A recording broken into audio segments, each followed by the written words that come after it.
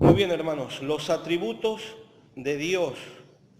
Como recién les decía, vamos a abordar esta gran serie, más profunda y misteriosa que el fondo de los océanos o los límites del universo. Ante ello lo haremos de una manera prudente y a la vez piadosa. A su vez que también lo haremos llenos de admiración y adoración ante lo inmenso del objeto de nuestro estudio, Dios mismo. Así que quiero invitarle que saque su Biblia, que la abra, porque allí nos centraremos para poder entender a nuestro Dios.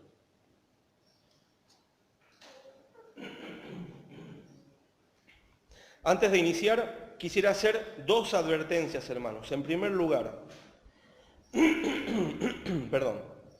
debemos acercarnos a Dios con la alegría de saber que Dios es susceptible de ser conocido, pero también con la prudencia de reconocer que el hombre en esta tierra no alcanzará un conocimiento total y perfecto de Dios en todo sentido. Alcanzar este conocimiento absoluto queda fuera de nuestras capacidades terrenales. En segundo lugar, quisiera advertirles que a través del tiempo los teólogos han intentado conocer a Dios a través de diversos métodos, a través de muchos métodos. Todos esos métodos que ellos han intentado usar tienen una objeción o pueden ser de alguna manera criticados en el buen sentido de la palabra.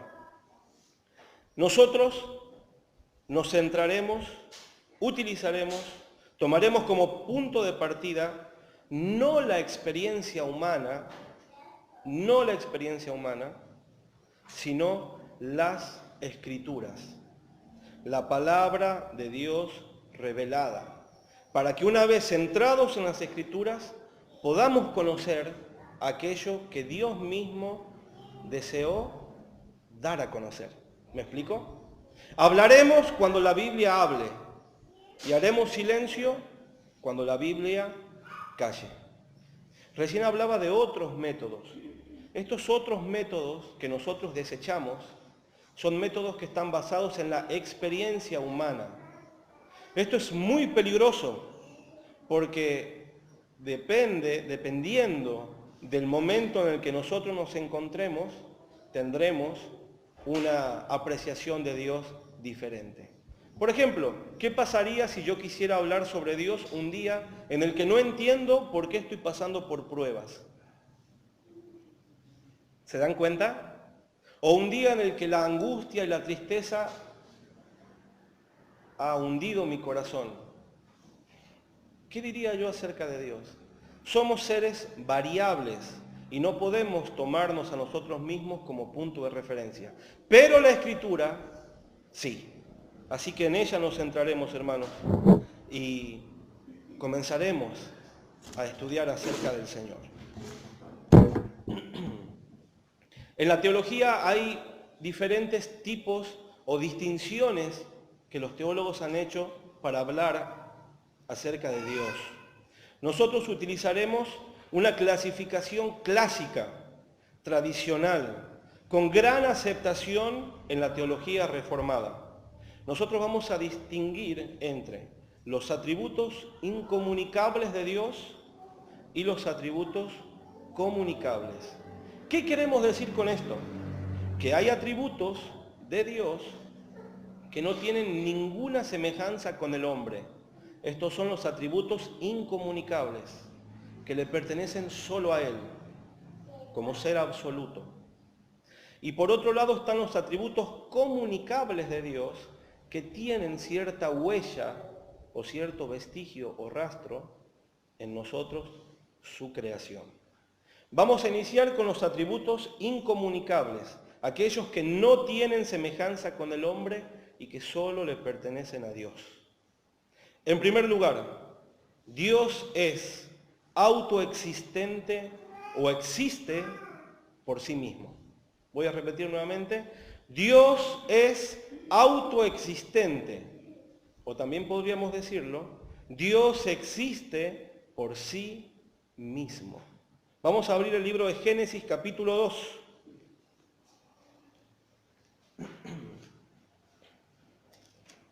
Libro de Génesis capítulo 2.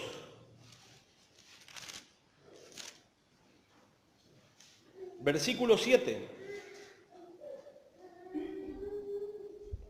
Dice la Escritura: entonces Jehová Dios formó al hombre del polvo de la tierra y sopló en su nariz aliento de vida. Y fue el hombre un ser viviente. Salmos capítulo 8, versículo 5. Salmos capítulo 8, versículo 5. Dice la Escritura: le has hecho poco menor que los ángeles y lo coronaste de gloria y de honra. Fíjense, hermanos, que en el relato de la creación vemos a un Dios creando seres, ¿verdad? De todo tipo. Y llega el momento cumbre de su creación, donde Él crea del polvo de la tierra al hombre. Dice explícitamente el verso 7 que una vez que lo formó del polvo de la tierra, sopló en su nariz aliento de vida y el hombre por primera vez tuvo vida.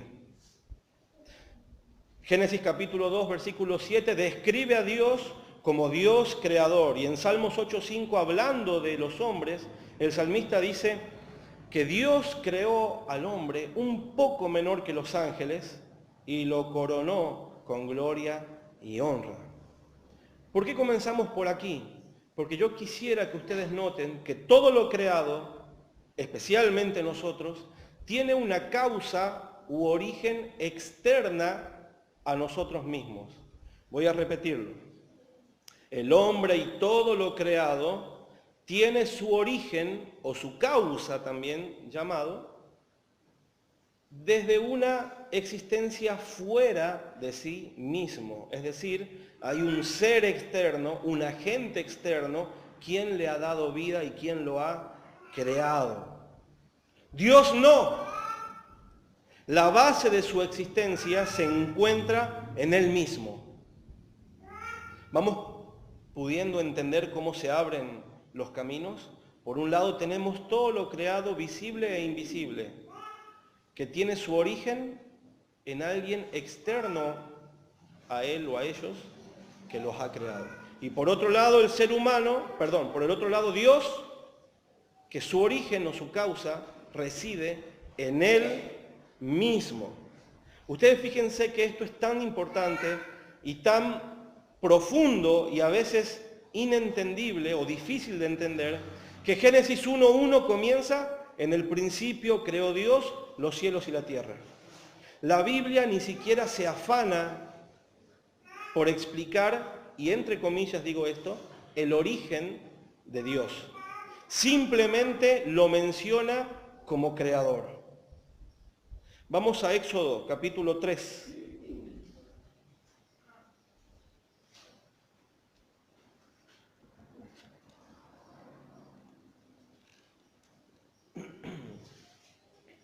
Versículo 14. Y respondió Dios a Moisés: yo soy el que soy. Y dijo: así dirás a los hijos de Israel: yo soy, me envió a vosotros. Fíjense que allí este nombre de Dios está escrito todo con mayúsculas, ¿verdad? Ustedes saben, para entrar en contexto, Dios había buscado a Moisés, lo eligió como su líder, como aquel que iba a sacar a su pueblo de la esclavitud de Egipto. Y llega un momento en el que Moisés, con temores seguramente ante tan grande obra, dice en el verso 13, que le dijo a Dios: he aquí llego yo a los hijos de Israel y les digo: el Dios de vuestros padres me ha enviado a vosotros. Si ellos me preguntaren ¿cuál es su nombre?, ¿qué les responderé? Y allí viene nuestro versículo. Respondió Dios a Moisés: yo soy el que soy. Y dijo: así dirás a los hijos de Israel: yo soy, me envió a vosotros. Este atributo tan profundo de Dios se puede lograr entender un poco mejor al entender este nombre de Dios.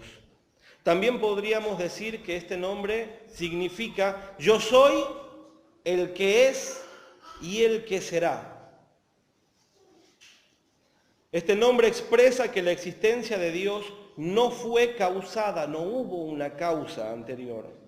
No depende de nada ni nadie fuera de sí mismo. Él es sin comienzo y sin fin. Dios siempre es. Dios siempre existió, siempre existirá. No hay variación en Él. Los teólogos reformados le dicen, no hay independencia, que Dios tiene independencia. Él es independiente de toda causa que dio origen a su ser y de todo lo que podamos imaginar. Hay un pasaje más en Isaías 40, 28 que nos va a ayudar a entender un poco más de la magnitud, hermanos, de nuestro Dios. Isaías capítulo 40, versículo 28. Isaías capítulo 40, versículo 28. Dice, ¿no has sabido, no has oído que el Dios eterno es Jehová, el cual creó los confines de la tierra? No desfallece ni se fatiga con cansancio, y su entendimiento no hay quien lo alcance. La palabra que le da aquí profundidad a lo que estamos diciendo es la palabra Dios eterno. Dice al inicio del versículo, ¿no has sabido, no has oído que el Dios eterno es Jehová? También podría haberse traducido el Dios sin fin. Dios no solamente permanecerá para siempre, sino que también ha existido por siempre. Hermanos, anhelo que podamos entender este punto, quizás no tan bien explicado en esta mañana, pero que de alguna manera refleje la magnitud de nuestro Dios. Todo lo creado, todo lo visible, todo lo invisible tiene su origen en Dios. Ahora note que nosotros fuimos creados por Él, pero Él no fue creado por nadie. Nosotros dependemos de Él para nuestra existencia y todas las cosas, según Colosenses, dependen de Él. Pero Él no depende de nadie, es independiente. Nosotros pasaremos y Él permanecerá. Él era Dios, es Dios y será para siempre Dios. Y esto nos lleva a considerar el segundo punto sobre los atributos de Dios. Dios es inmutable. La inmutabilidad de Dios. ¿Qué es la inmutabilidad de Dios? Es aquella perfección por medio de la cual Dios manifiesta que es inalterable e invariable en todo su ser, en sus perfecciones, propósitos y promesas. Lo vuelvo a repetir. La inmutabilidad de Dios es aquella perfección por medio de la cual Dios manifiesta que es inalterable e invariable en todo su ser, en sus perfecciones, en sus propósitos y en sus promesas. Malaquías capítulo 3.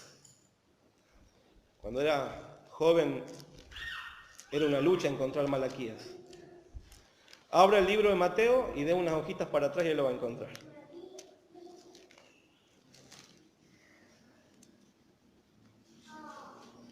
Malaquías capítulo 3, versículo 6. Mire lo que dice la primera parte de este versículo. Porque yo, Jehová, no cambio. Porque yo, Jehová, no cambio. Ahora vamos a Santiago, capítulo 1, verso 17.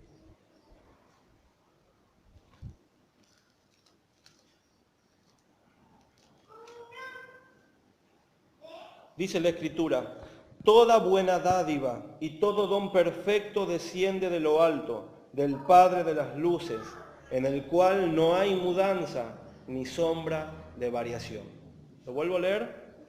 toda buena dádiva, Santiago 1:17, toda buena dádiva y todo don perfecto desciende de lo alto del Padre de las luces, y aquí está nuestro versículo, la parte que nos interesa, en el cual no hay mudanza, no hay cambio, ni sombra de variación.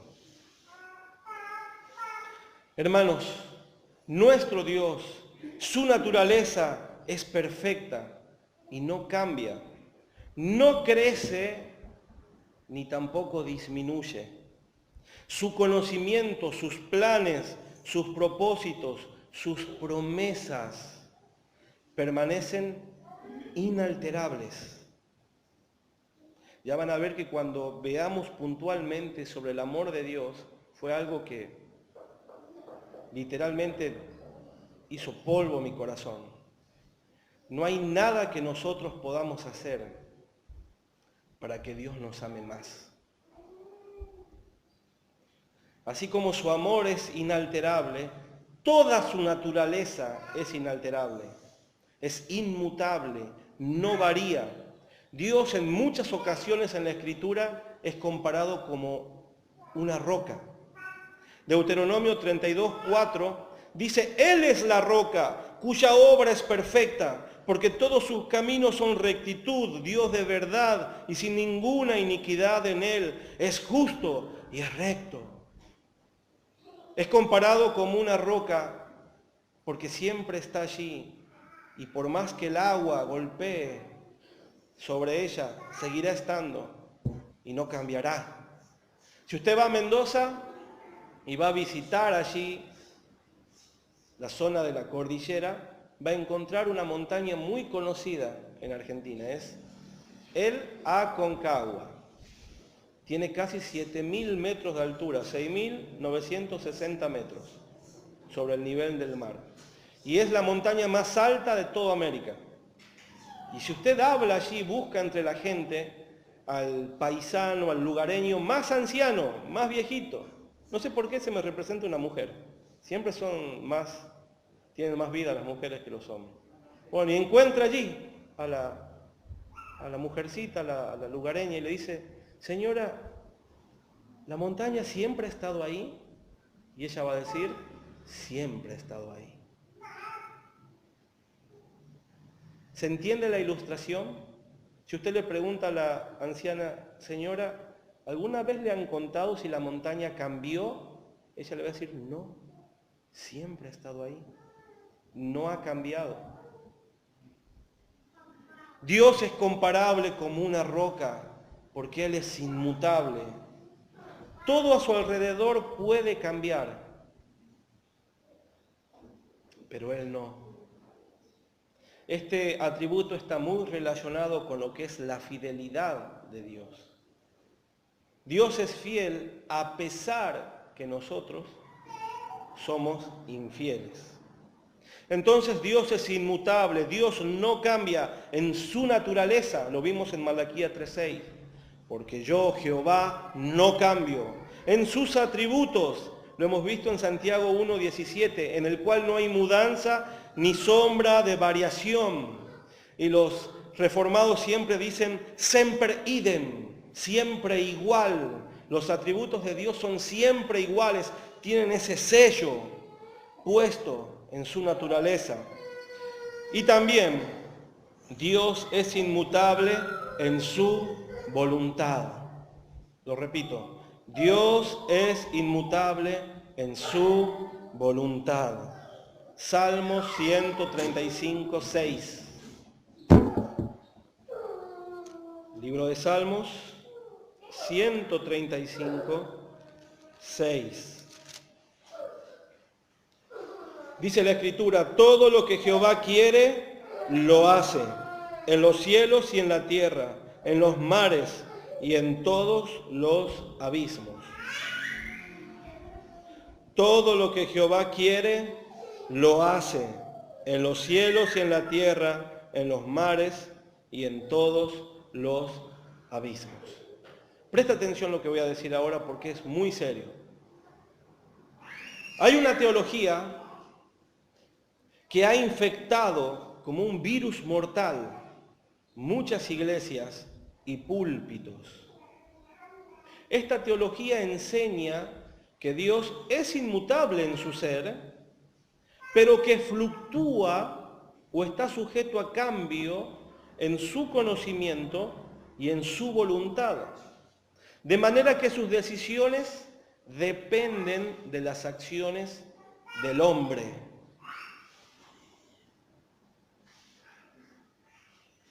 Voy a dar algunas frases que he recordado mientras estudiaba este sermón. Si tú quieres recibir la bendición de Dios, paga, así como pagas a una prostituta. Esto lo dijo un supuesto apóstol, Guillermo Maldonado. Dios te llamó a ser el más grande de la tierra. Esto lo dijo un predicador, que más que predicador, parece un humorista, y se llama Dante Gebel. Te profetizo, los cielos se abrirán de par en par, de norte a sur, de izquierda a derecha. Lo que plantes en la tierra, el cielo lo multiplicará. Esto lo dijo un supuesto profeta contemporáneo que se llama Ronnie Oliveira. En cuarto lugar, tu visión de Dios va a determinar la visión de tu ministerio.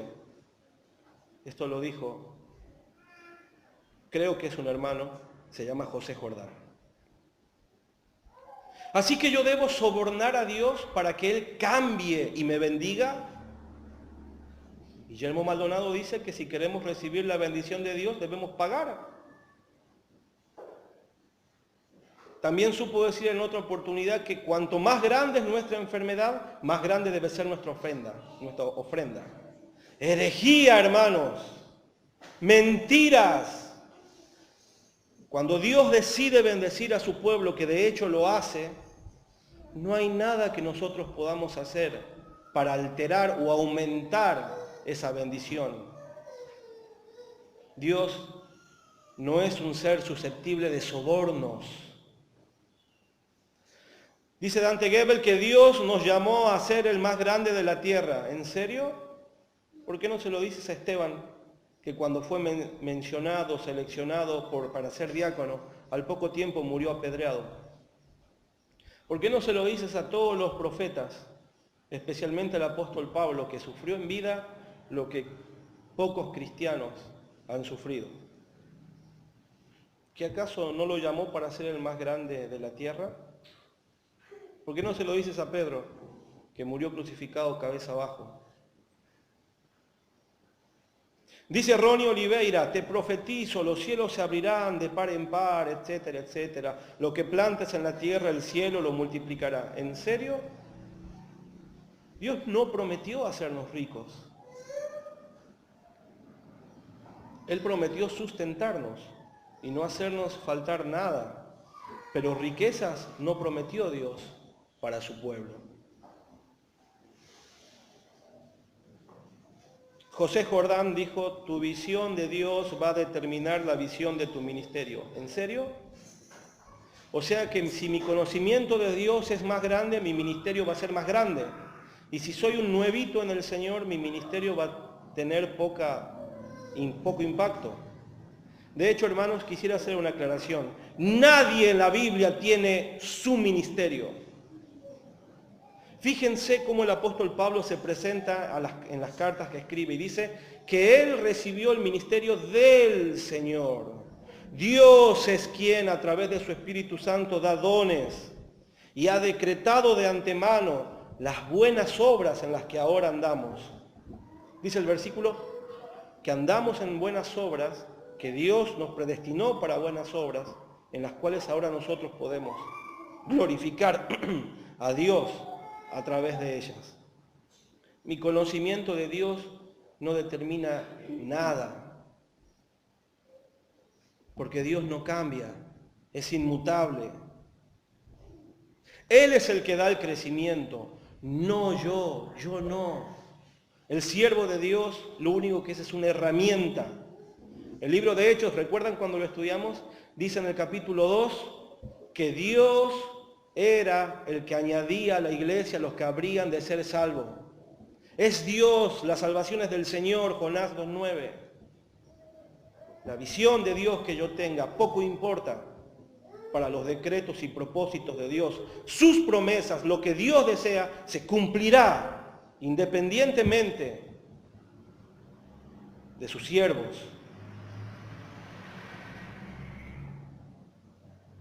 ¿Saben por qué estos hombres hablan de esta manera? Algunos porque son falsos profetas y falsos maestros.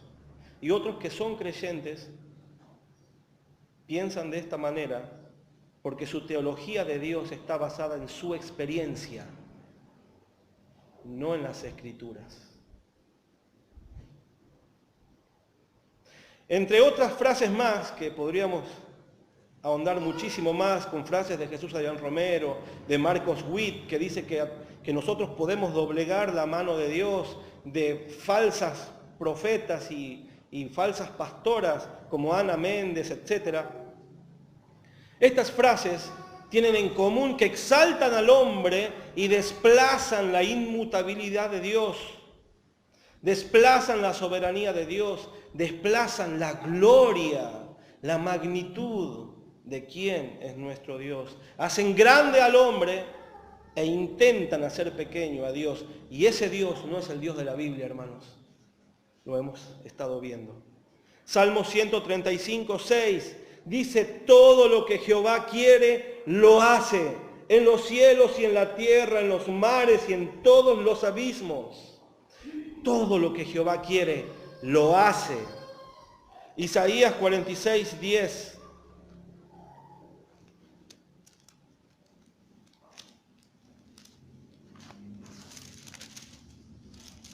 Dice la Escritura: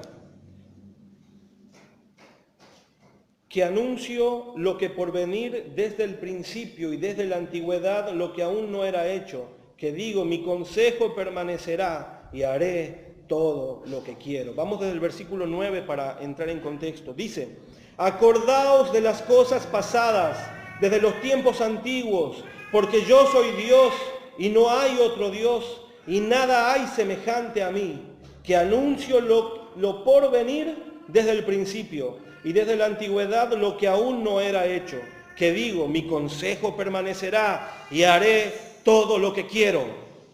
Dígame si nosotros podemos cambiar la voluntad de Dios, si podemos cambiar su determinación. No, la Escritura dice que Él hace lo que Él desea. Daniel capítulo 4.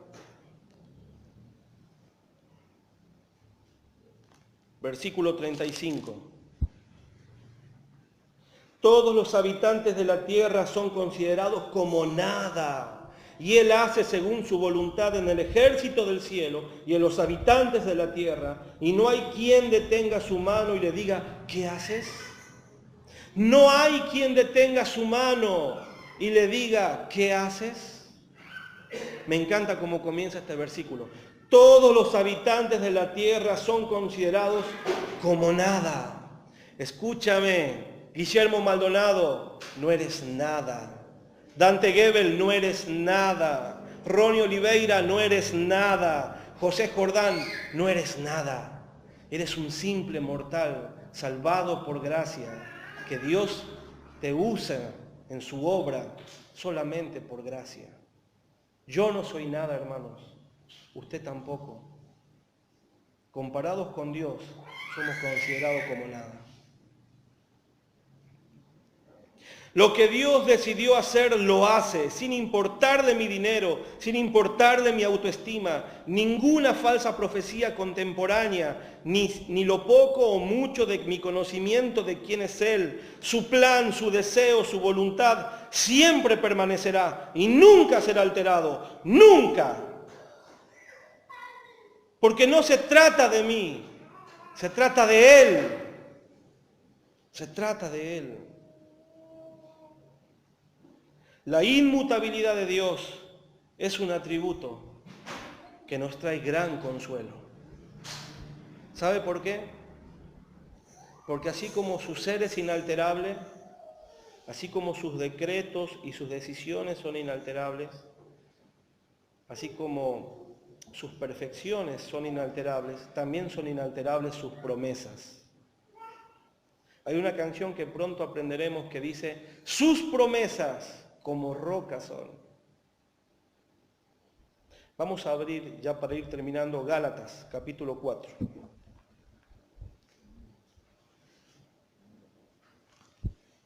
Gálatas, capítulo 4, versículo 3 en adelante. Dice la Escritura, tan necios sois, perdón, estoy leyendo capítulo 3, ahora sí. Gálatas capítulo 4, versículo 3 en adelante. Así también nosotros, cuando éramos niños, estábamos en esclavitud bajo los rudimentos del mundo.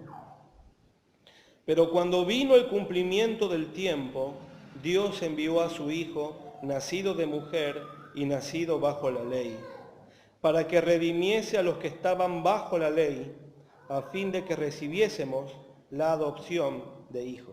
Nuestro versículo es el versículo 4, dice, pero cuando vino el cumplimiento del tiempo, Dios envió a su Hijo, nacido de mujer y nacido bajo la ley.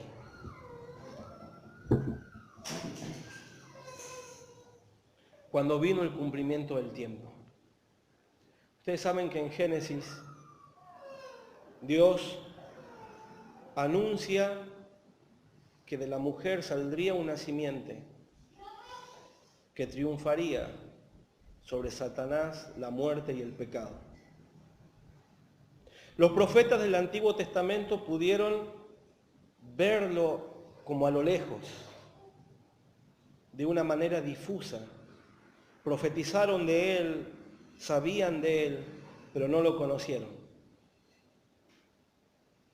Pero cuando el tiempo se cumplió, cuando la promesa eterna de Dios llegó al tiempo de cumplirse, Dios envió a su Hijo.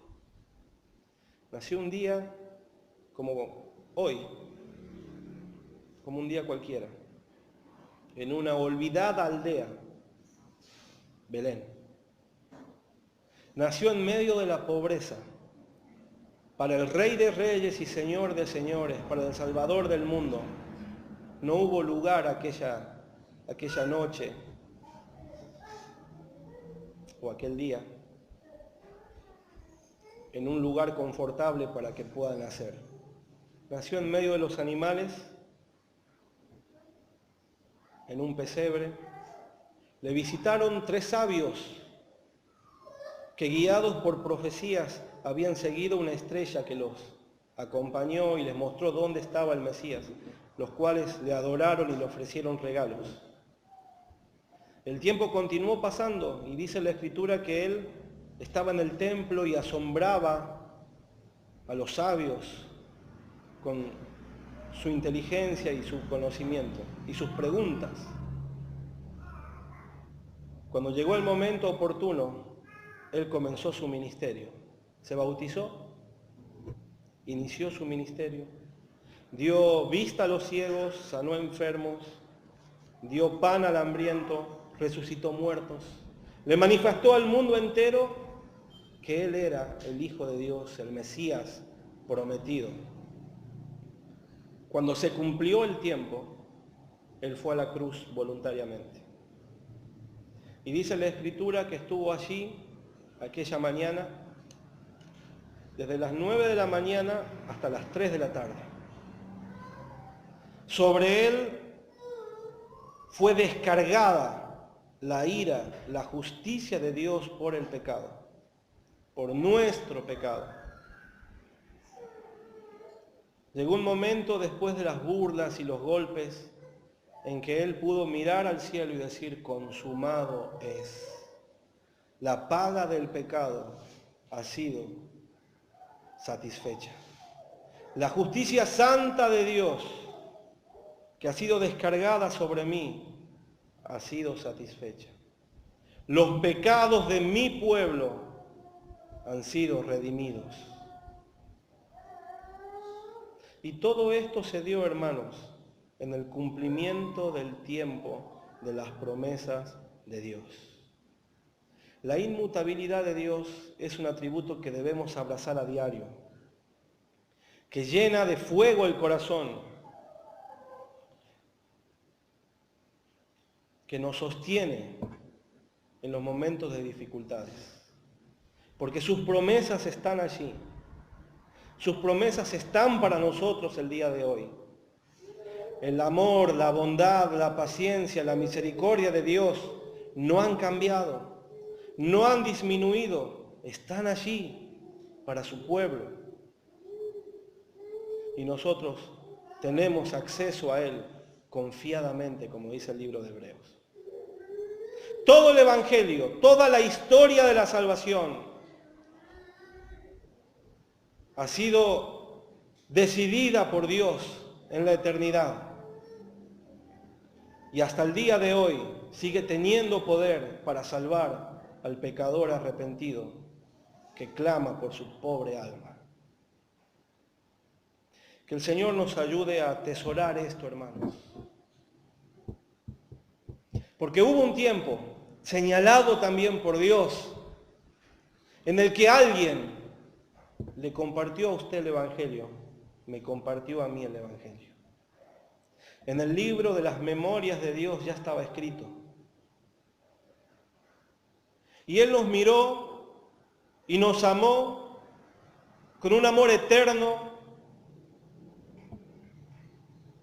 y decidió darnos vida cuando estábamos muertos en nuestros delitos y pecados. Hizo su obra de regeneración en nuestro corazón a través de su Espíritu Santo. Y nosotros que estábamos muertos pudimos respirar vida por primera vez. Nosotros que no podíamos creer en Él, se nos fue otorgada fe para poder creer. Nosotros que éramos enemigos en otro tiempo, ajenos, extraños, dice el pasaje, advenedizos, hoy hemos venido a ser la familia de Dios. Somos su especial tesoro. Aquellos que Él amó desde la eternidad, escogió desde la eternidad, predestinó desde la eternidad para unirnos como pueblo y entregarlo al Hijo. Amados hermanos, que el Evangelio haga arder nuestros corazones en gratitud. Vamos a orar. Padre Celestial, cuántas gracias te damos por tu palabra. Señor, qué predicador pudiese expresar las profundidades de tu ser. No hay erudito ni teólogo que su pluma pudiera manifestar tu esencia. No hay poeta que con sus versos pudiera expresar las profundidades de quién eres tú, Señor. Pero te damos gracias porque este especial tesoro ha sido entregado a nosotros a través de tu palabra para poder leerla y conocerte. Gracias, querido Dios, porque tú existes por ti mismo, eres independiente de todo. Nadie te ha creado ni nadie te pondrá fin. Tú siempre has sido Dios, eres Dios y serás Dios por la eternidad. Gracias porque tú eres inmutable y tu ser no cambia, Señor. Tampoco cambian tus perfecciones, ni tu voluntad. Y para nuestra consolación, tampoco cambian tus promesas. Gracias porque todo puede cambiar, Señor, alrededor de ti, pero tú no. Gracias porque aún nosotros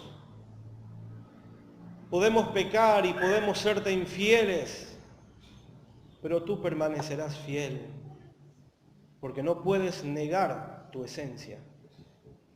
Señor, queremos que a través de la Escritura y de esta serie que hemos iniciado, tú renueves nuestro corazón, renueves nuestra relación contigo, Señor. Que tú nos hagas gustar de un avivamiento espiritual que tú te puedas revelar a tu pueblo a través de tu palabra y nosotros podamos cambiar para gloria tuya. Oramos en el precioso nombre del Señor Jesús. Amén.